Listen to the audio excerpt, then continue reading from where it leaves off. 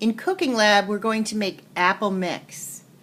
Before we make the recipe, we're going to review some of the important vocabulary words you need to know in order to make it. The first vocabulary word is ingredient. An ingredient is a food item in a recipe. Here are the ingredients for our recipe. Craisins, Rice Chex cereal, dried pineapple and pretzels, and dried banana chips. What I want you to think about is, where would you find those items? At your house. So you're going to be filling out a sheet that says locate ingredients, and I've done the first one for you.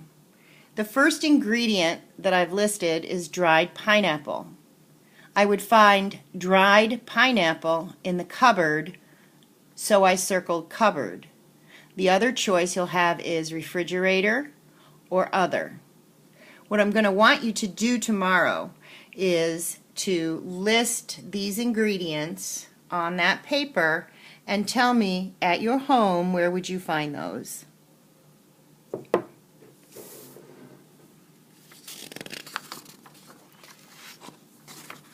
The second vocabulary word we're going to review is appliance. An appliance is an electric machine or device. It's something that you plug in. What I want you to do is look at the recipe and tell me what, if any, appliances are needed to make this recipe, and then circle those appliances. The third vocabulary word is utensil. A utensil is a tool or a container that you use to help with cooking. Some common utensils are spoons and pots and pans. The utensils we need for this recipe are, or the tools are, a large mixing bowl,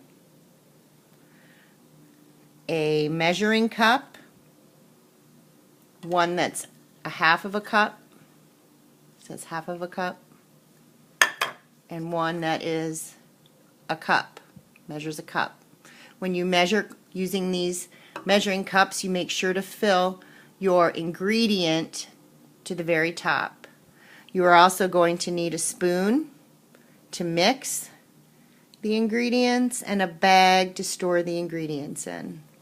What I'm going to want you to do in class is I'm going to want you to circle the tools that you're going to need in order to make the recipe. I've done some for you.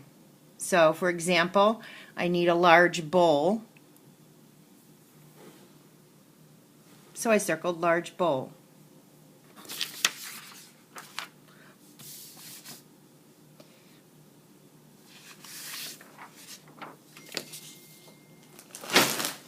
It's important to know the vocabulary related to a recipe so that you can make sure that your recipe comes out exactly right.